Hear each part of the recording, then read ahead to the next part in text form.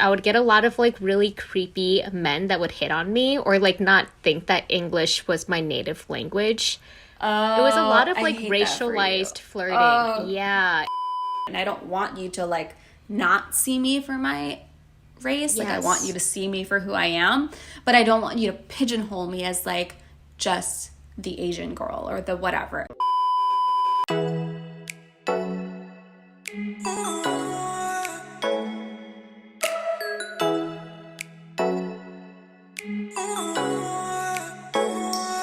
Hi, all. We're Kelly and Julie, and we're here to find love. We are going to dive into a conversation about season 18, episode 3. Specifically for this video, we wanted to talk about Michelle's really incredible and powerful poem about racism in dating. I think that it was really incredible and just powerful that she was able to open up and talk about this really, important topic, and like it's so real in so many people's lives. But I feel like this conversation, I hardly ever hear it in mainstream contexts, like among friends and stuff. Like I feel like this always comes up, but it feels like in a mainstream context, and especially on ABC, for Michelle to bring up like, ooh, like, yeah, racism definitely impacts my experience dating. I thought that was so incredible for her to just bring that conversation into this national context. It definitely is something that the two of us are passionate about because we're both dating coaches, but also we're both, Asian Americans, and it affects our lives too. Julie, do you want to start? I can also kick it off.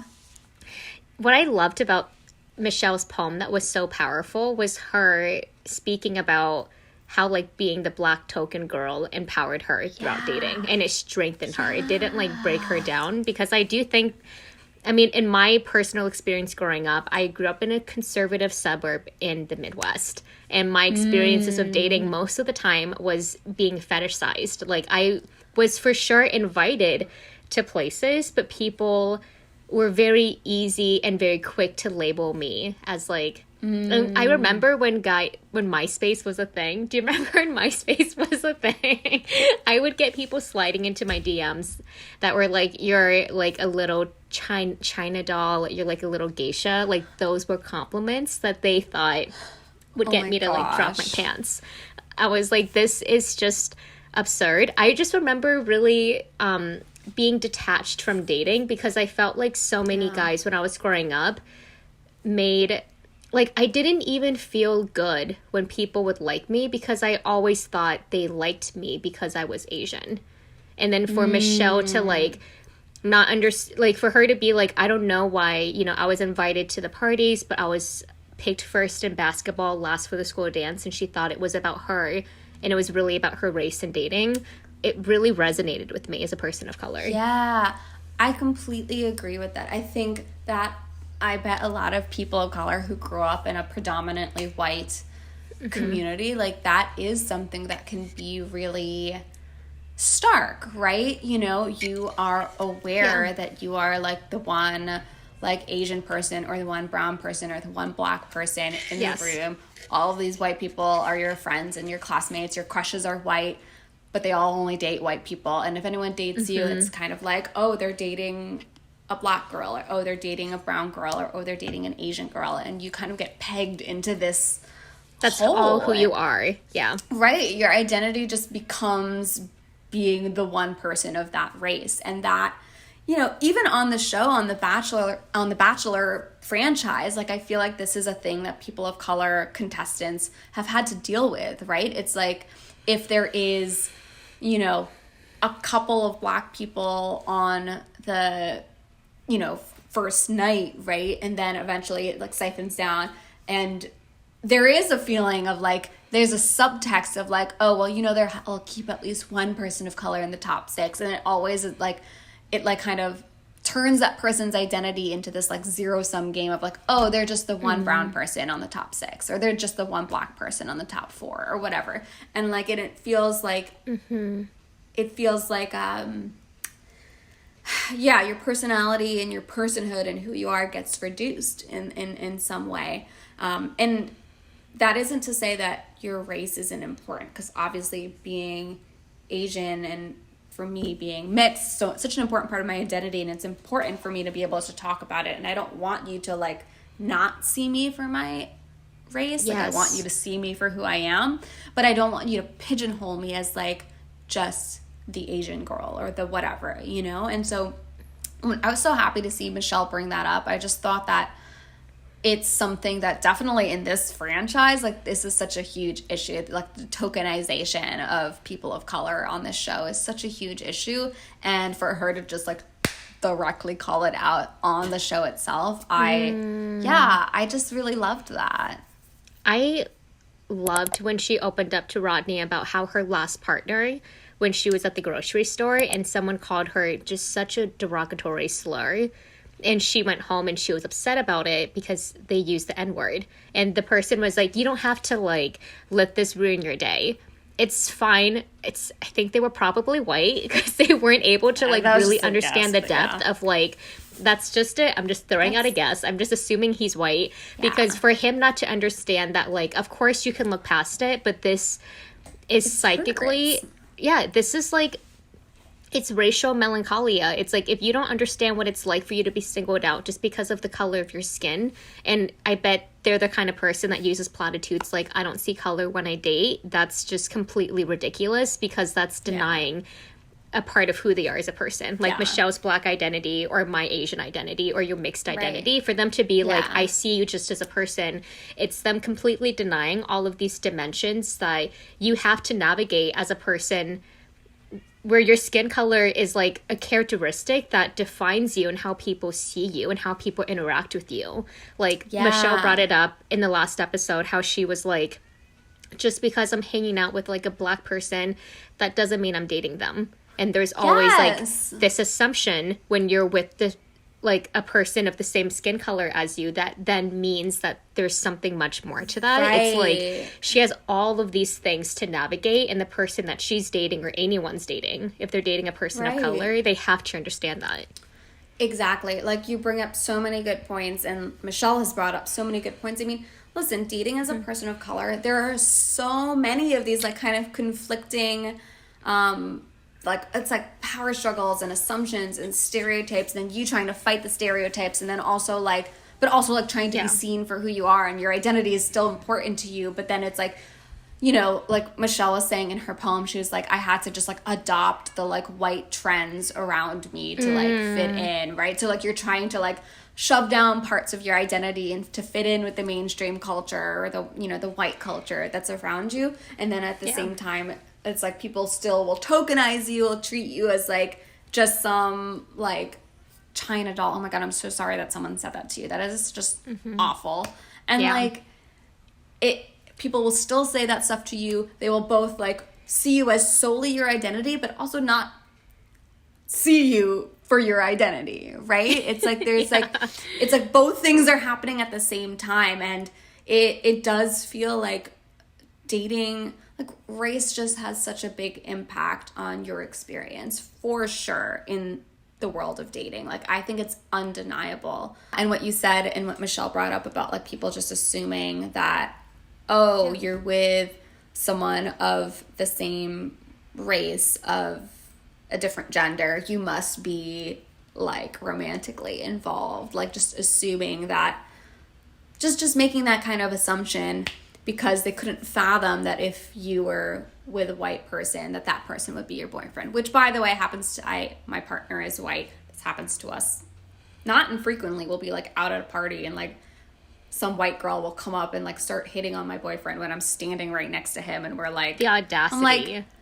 it's like, and you can tell it's because she can't fathom that I'm someone that he could be dating. Couldn't fathom. You can tell that they can't fathom it, right? And like, so I think the idea that, you know, our identities have such an impact on the way that we move through the dating experience. I think that it's just, you can't deny it, you know? You can't deny it. It's good that Michelle is calling it out, and it's good that she's like vocalizing a lot of these things that she's gone through in the past. Yeah. What I like the most about her situation with it and the way that she speaks about it is that it's clear that even though it's an ongoing theme in her life, and it will continue to be an ongoing theme in her life just because of her race, like that's a burden that people of color take on. Like, it sounds like she has completely understood her relationship with it. where she understands what she wants, what she deserves, and what she needs in a partner, regardless of their race. Like, they can be white, but then they can invalidate the experiences that she's gone through. Like, that's a difference. She doesn't just have to date, like, a Black person for them to understand that. They just have to be someone that's aware of all of these different dynamics that are taking place that are often very invisible. Yeah, and I think it was Rick who said this in one of his in the moment interviews after hearing Michelle's poem. Rick, who is a white guy, he was like, I'll never understand the experience that she's going through, but I want to like learn, and I want to try to understand. That. And that's the thing. That's like all you can really ask for. It's like, you're not going to understand what my lived experience is like, but, you know, ask me about it. We can talk about it. Like, you know, we can like seek to understand. Don't make assumptions. Like what it sounds like Michelle's ex was doing was like, you shouldn't be affected by that. You shouldn't be affected. It's like, you shouldn't let it ruin your day. Yeah. It's like, who are you to tell me how I should or shouldn't feel? Like, back off, you know, like how I feel. And especially when it comes to what Michelle was going through, which is like anti-Black, like violence at the grocery store. Homegirl's just trying to like walk through the grocery store and go shopping. Trying to get like, some cheese. Yeah. She's getting, like whatever she's trying to get. She's just trying to live her damn wine. life. And then she's randomly faced with like sudden, like abrupt anti-Black violence. Like, racism, I think that's gonna mess up your day a little bit. Like, it's just verbal, a little bit. It's just a little. It's verbal harassment. And then it's so funny that whoever the person was kind of like leveling it out to be as like innocuous as just like, maybe you just didn't get the thing you wanted at the store. Don't let that ruin your day. Maybe someone's just making a comment at you. Don't let it ruin the day. It's like the gravity of that comment, all the hate that comes with it, the intention to speak it out into the universe and to direct it at someone. It's so much ugliness wrapped to that. And then she really needed space to process it, and they were like, no, just don't let it ruin your day. It's not that big of a deal. Yeah, and that's the thing. It's like, any one little comment, you know, if it was just one comment, you could maybe shrug it off. But it's like, if you're dealing with a lifetime of all of these little moments of, you know, violence and othering and lack of representation and no one asking you out and everyone treating you like the token Black girl and then in your community, like, people are getting shot and killed based on the color of their skin. Like, all of those things, you put it all together, and it's like, it just takes that one, like, violent comment in the grocery store to, like, bring up all of that pain, right? All of that racial pain that has happened throughout your lifetime, that is happening around you. It all comes up in that moment. So to make it into just like, it's not a big deal. It was just someone saying something mean to you. It's like, you're not getting it. Like, you're not getting, you're not understanding, you're not seeing me for everything that I'm carrying with me. That one comment is not, it's not just about that one comment, it's everything that it represents, you know? And like, when you pull it into the dating world, like, no one wants to say out loud, like, oh yeah, white people only like to date white people. Like, no one wants to say it out loud, like, but it's true. Like, you feel it all the time when, you know, when I'm out with my like white girlfriends and like we're out at a bar and it's like, you know, I know I'm hot, but it's like, you are. Like, I know I'm hot, so when all the white people are hitting on my two white friends who are also hot, like, I know that it's not about me not being hot. So what is it about? You know what I mean? And that's the thing. It's like, that happens enough times. It's like, okay, we got a pattern here. You know, my white girlfriends get picked up consistently. We got a pattern here, you know? And so that's the thing. I feel that. Yeah. But have you noticed that, like, for me, when I would go out, I would notice that, like, different types of people would approach me. I don't know if you noticed it for you. Like, typically older guys will, like, approach me. Or, like, people that... Because I look a lot younger for my age. So they would think that I'm, like, in my early 20s or something. So I would get a lot of, like, really creepy men that would hit on me. Or, like, not think that English was my native language. It was a lot of, like, racialized flirting. It was really grimy. And I think that might be, like, a different experience than what I experienced because of, obviously, like, the way that you and I look. We have completely, like, people that don't actually look at me typically know off the bat that I'm Asian. People, like, are confused. You're right. They don't really they don't really know off the bat what I am. Some people know, but do they try to guess your ethnicity? Do they ever do that? Always, that drives me insane. Always do. And they think that that's like a topic of conversation. Let me walk up to you and be like, okay, I think I know what you are. Are you blah? And I'm like, who are you? Why are you talking to me? Like, it would take them like 5 guesses before they guess what I am. And at that point, I'm like, what are we doing? Why are we doing this? My culture is not like a game for you to guess. I know. It's like people think it's a game. I'm like, can we not? Can we not? Like, yeah. So me and Kelly have definitely had different lived experiences with how racism has affected our lives, the people that have found us attractive, the way that we date. We love that Michelle was a mouthpiece to a lot of people about what that experience was like for her and how she verbalized it in her poem, which is really powerful, and we wanted to make this video to specifically speak to that. So if you have any thoughts about like what you thought about Michelle's poem, what your experience was like growing up if you were a person of color or dated a person of color, and how that impacted your relationship, let us know. Get the conversation started in the comments below. Make sure to subscribe, like, and yeah, just keep engaging with us. We'll talk to you soon. Bye.